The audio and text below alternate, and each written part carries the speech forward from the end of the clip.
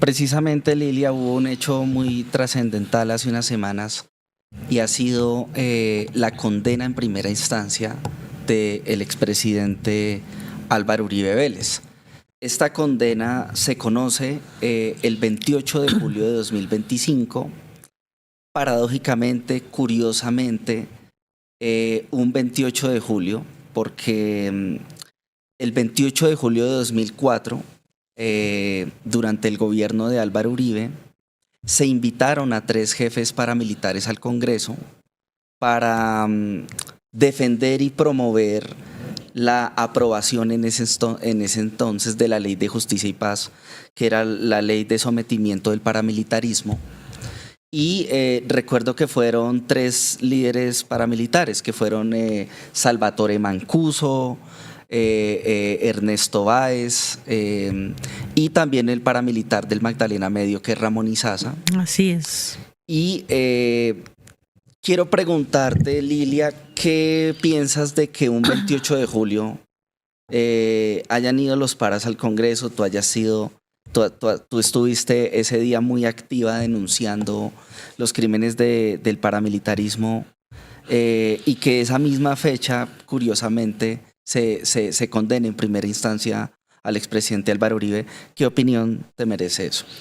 Bueno, primero, digamos que a quien le leí, recordando que ese era el 28 de mayo, que 28 nos recuerda, de julio. 28 de julio de 2004, te lo leí a ti, ahí mismo vino a la memoria, claro, qué coincidencia, digamos, y qué largo el camino que se ha tenido que caminar para poder llegar a ese momento de esa condena, que no es por crímenes de lesa humanidad ni por formación y activa, como se ha dicho y se ha probado, de grupos paramilitares, ni por sus alianzas con el narcotráfico, ni por los desaparecidos, ni por los falsos positivos, sino justamente por la falsedad, ¿no?, en que ha sido condenado.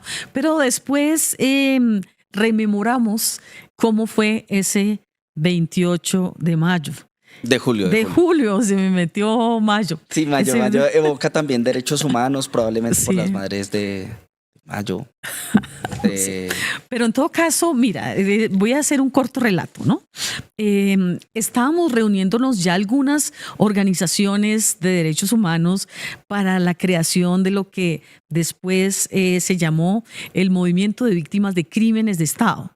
Pero no solo nos reuníamos para la preparación y la organización de este movimiento, sino que recibíamos testimonios de todo el país, de las masacres, de los asesinatos selectivos, de cómo habían mutilados, perseguidos, bueno, toda suerte, no podemos decir ni siquiera de crímenes, de horrores que estaban cometiendo los paramilitares, que como ya te dije, esa alianza que tenía varias patas, una que era justamente de lo que llamaban las autodefensas, por otro lado, lógicamente, el involucramiento de ganaderos y comerciantes, narcotráfico, y por otro lado veíamos que eso se iba consolidando, tuvo sus etapas y estaba creciendo. Luego gana el expresidente Uribe en el 2002 y luego llega este momento, que era el momento justamente de plantear una ley de justicia y paz para el paramilitarismo. Y entonces, lógicamente, activamos nuestras reflexiones, nuestras conversaciones con líderes sociales y sobre todo el campesinado en las áreas rurales, con un temor tremendo, porque para que el narcotráfico sea una realidad que corra sin problemas, necesita que el vecindario donde se dan todos esos hechos no diga nada.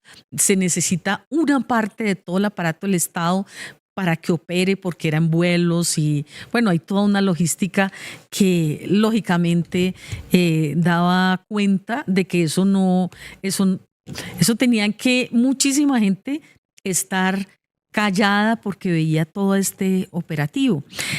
Y justo en esa fecha, volviendo a la fecha, vimos que iban a venir estos jefes paramilitares.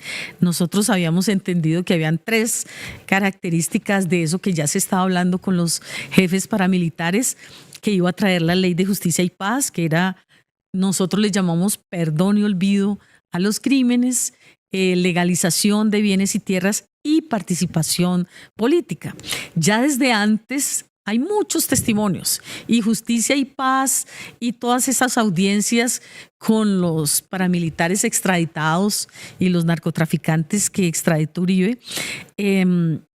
Ellos han contado en detalle muchas de las cosas que ocurrían, y justamente pues este día, 28 de julio, nos habíamos puesto, como sabíamos que ellos iban al Congreso, nos pusimos una cita ahí en el Congreso de la República, pero en la Plaza de Bolívar, porque nosotros en ese momento, lógicamente, no permitieron la entrada ni de víctimas, ni de sectores sociales, ni de nadie, ¿no? Al Congreso a oír a los jefes paras. Iba a entrar los congresistas, el cuerpo diplomático lo habían invitado, y también prensa nacional y prensa internacional. Una de las primeras Ustedes cosas... estaban ahí en calidad de víctimas, de defensores de derechos humanos, queriendo entrar al evento.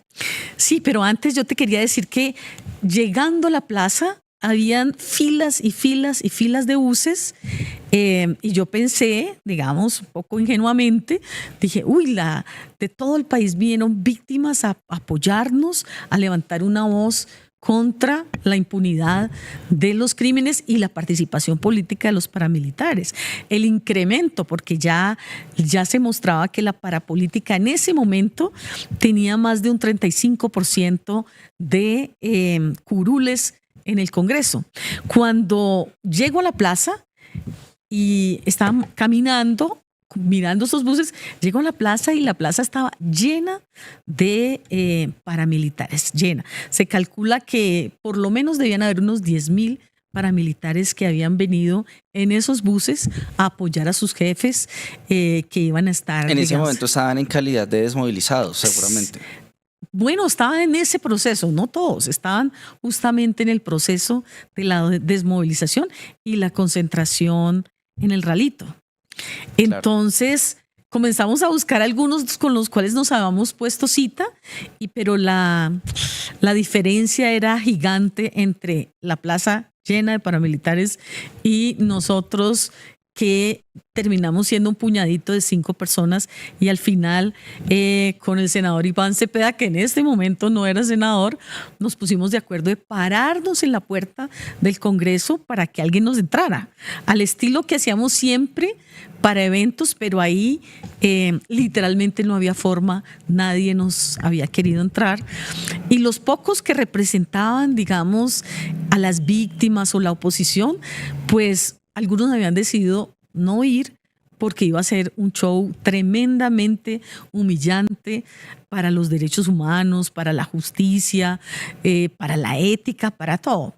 Finalmente logramos entrar y nos dicen a las barras, ¿no? Arriba, a las barras, calladitos, sin sacar carteles, sin nada. Ese fue en el hemiciclo de la Cámara de Representantes, si mal no recuerdo. Sí, y justo ahí nos pusimos, solo logramos entrar Iván Cepeda y yo, y nos pusimos de acuerdo que no podíamos entrar nada, pero él tenía 2 cuadros de su papá, entonces yo iba a tener uno y él iba a tener el otro. O sea, íbamos a estar ahí como testigos mudos de lo que nosotros llamábamos como en ese momento la legalización de la impunidad. Y comienza justamente, por eso Mancuso es tan importante, es el primero que habla con mucha propiedad, muy articulado, dice que es un hombre creyente, que es cristiano, y comienza a dar su discurso muy, para los que trabajamos con las víctimas y con derechos humanos, era un discurso humillante. Era un discurso triunfalista, estaban ahí, estaban con digamos, la prensa, eran invitados de honor. Y cuando él termina de hablar, hay un aplauso cerrado de toda la plenaria de congresistas, cuerpo diplomático y prensa. Y ahí era un momento muy doloroso, muy emotivo. Entonces, yo no pude permanecer callada, entonces yo estaba arriba, ¿no? En las barras, no necesariamente pensé que iban a poder escuchar, pero termina Mancuso, ahí ese aplauso, y yo comienzo a gritar que ellos representaban crímenes de Estado. Precisamente, pues ahorita vamos a mostrar el video, pero precisamente ese relato que está haciendo Lilia lo hemos documentado en imágenes para que la sociedad que recuerda pueda abstraer lo que ocurrió, pero quienes no conocen la historia puedan tener una constancia audiovisual de los hechos. Si quieren podemos ir a este BTR, a las imágenes, para que recordemos cómo fue ese momento en que Lilia estaba en las barras del Congreso y, por decirlo así, se enfrenta al paramilitarismo. Veamos. Vengo en irrenunciable misión de paz desde Santa Fe de Ralito, donde con la bendición de la Iglesia Católica y el apoyo de la OEA, de la comunidad internacional, del presidente, del gobierno del presidente Álvaro Uribe Vélez y del pueblo colombiano, dimos inicio formal a este histórico proceso de paz. Reafirmo aquí, en la cuna de las leyes y en el templo de la democracia, que el compromiso patriótico de la SAUC por salvaguardar una Colombia libre, digna, segura y en paz sigue en pie, como lo reclaman millones de colombianos honestos y de buena voluntad, amantes de la libertad, que confían en nuestro movimiento nacional antisubversivo y han depositado la defensa de su seguridad en nosotros. Que Colombia sea en nuestras mentes y en nuestros corazones el intento siempre vivo, siempre bello, de construir el paraíso entre los Andes y el mar. Muchas gracias, honorables congresistas. Muchas gracias, señoras y señores. Dios bendiga a Colombia.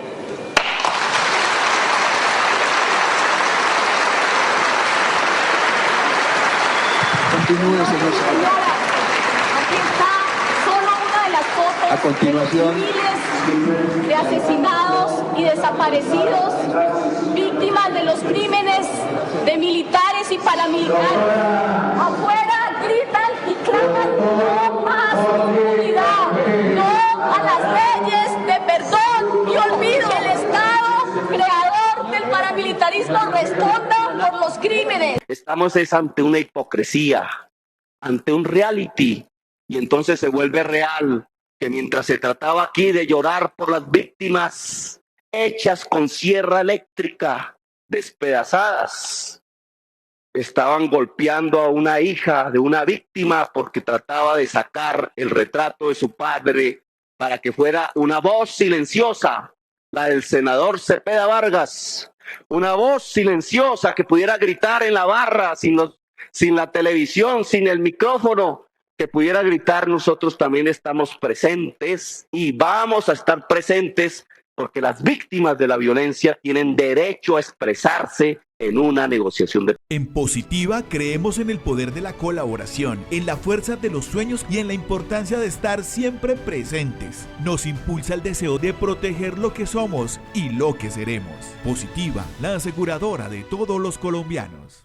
Lilia, el entonces senador Gustavo Petro recordaba el magnicidio de Manuel Cepeda, sí, de cara a lo que él presenció viéndote sí, a ti con la imagen de Manuel Cepeda. Están cumpliendo 31 años de este escabroso magnicidio en el marco de todos los crímenes contra la Unión Patriótica. Yo quería preguntarte qué sensación, Lilia, tuviste al ver esos aplausos al paramilitarismo. Primero, porque aplaudían al paramilitarismo, sí, algunos congresistas, pero segundo, en el hemiciclo, en el Senado, en la Cámara de Representantes, en el Congreso, está prohibido por la norma aplaudir. ¿qué opinión te merece que hayan aplaudido a los congresistas, a los paramilitares, los congresistas, pero que no se haya sancionado? Sí, bueno, ese era un momento en que estábamos tan aplastados y ese poder paramilitar parecía, digamos, triunfante. Todo ese poder económico, todo el poder del narcotráfico, toda esa plata del narcotráfico sirvió para comprar armas y ellos decían armar civiles para la seguridad. Recordemos las Convivir y luego el paso a las AUC.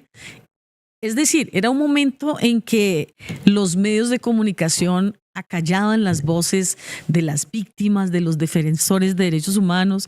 Era podríamos decir, una noche muy oscura la que estábamos viviendo en medio de todo ese baño de sangre que había en el país. Y tú puedes recordar que los mismos, digamos, segundos mandos del paramilitarismo llamaban a sus jefes patrones que tenía un concepto que tiene que ver, que se usa también mucho en el campo, pero tiene que ver con la jerarquía. Con la jerarquía, con el que manda. Y en este caso nosotros veíamos en todo ese montaje de Justicia y Paz, en su momento veíamos a un presidente que era Uribe Vélez, completamente comprometido con ese paramilitarismo. Inclusive en debates que organiza el hoy presidente Petro, hay cientos, miles de testimonios que dan cuenta de la cercanía que tenía Uribe con los paramilitares en su finca Guacharaca, luego la creación de los 12 apóstoles y luego toda esa consolidación de esa estrategia, entre comillas, de seguridad, que era una estrategia para defender intereses de, ya mencioné, ganaderos, narcotraficantes, comerciantes, y luego eso que se daba en las áreas rurales, luego da ese salto a querer llegar. Ya había el 35% de parapolíticos, pero querían muchísimo más, querían el control del Congreso, querían hacer las leyes, querían ser ellos quienes tuvieran el control, tenían control económico, tenían el control de armas y querían el control político. Y tenían muchos de los medios de comunicación también a favor de mostrar que esa era una estrategia de seguridad, que la guerrilla se había salido totalmente de control y un sentido de que era legítimo el paramilitarismo. Y nosotros que habíamos comenzado a estudiar todo el tema de las masacres, recordamos muy bien lo que fue la masacre del Aro y la masacre de la Granja. Las masacres de Ituango. Sí, de Ituango. Y sobre todo a un profesor, Jesús María Valle. Yo misma había sido invitada varias veces a la universidad a los actos de memoria por la vida de Jesús María Valle y los estudiantes muy conmovidos sabían que eran un puñado nomás de gente que veía, que claramente entendía que lo que había era una estrategia de muerte. A los que llamaban los patrones, eran los patrones de las masacres, de los asesinatos, del manto de sangre, de las víctimas que tiraban a los ríos, que las despedazaban. Desde esa época ya había eso. Entonces el resto del país hacía de cuenta que no había sino una amenaza guerrillera. Y lógicamente, como morían pobres, campesinos, líderes sociales, no eran los grandes hacendados los que estaban masacrando, entonces esas vidas no valían. Y por tanto había como un pacto de silencio frente a los crímenes del paramilitarismo. Entonces, al llegar ellos al Congreso, era como una presentación en sociedad de los jefes paras, no solo los parapolíticos, eran los jefes paras. Y los jefes paras invitados, traídos por el presidente de la República y aplaudidos por esa mezcla de Congreso cuerpo diplomático y había mucha prensa internacional. Entonces, el punto era un riesgo, pero era más el dolor que conocíamos de miles de víctimas, inclusive algunas mujeres, las madres de los detenidos desaparecidos, habían tenido que salir de la Plaza de Bolívar y se habían ido a la Plaza de Santander totalmente en shock sobre el show que se había montado. Era un momento en que tú no puedes quedarte callado, aunque el riesgo fue lo que pasó, que pararon la plenaria y me sacaron, la policía me sacó arrastrada, ¿no? Lo único que yo hice fue, hasta el final, decir que las víctimas sí estábamos ahí. Y que no íbamos a permitir que la impunidad, que ellos se tomaran, digamos, en sus manos hacer las leyes. Y fue un momento muy, muy duro, pero fue un momento de desafiar los patrones de la muerte. Ahí estaban, y desafiarlos de frente y decirles, no nos vamos a callar. Y yo dije, la sangre que han derramado los va a perseguir toda la vida. Yo no sé si ellos entendieron como que era una amenaza de muerte, pero lo que era una tremenda sensación de angustia por lo que se vivía. Y eso sí, fue un momento. Después entendí que eso lo estaban transmitiendo los canales internacionales y que habían puesto que las víctimas estábamos ahí. En Positiva creemos en el poder de la colaboración, en la fuerza de los sueños y en la importancia de estar siempre presentes. Nos impulsa el deseo de proteger lo que somos y lo que seremos. Positiva, la aseguradora de todos los colombianos.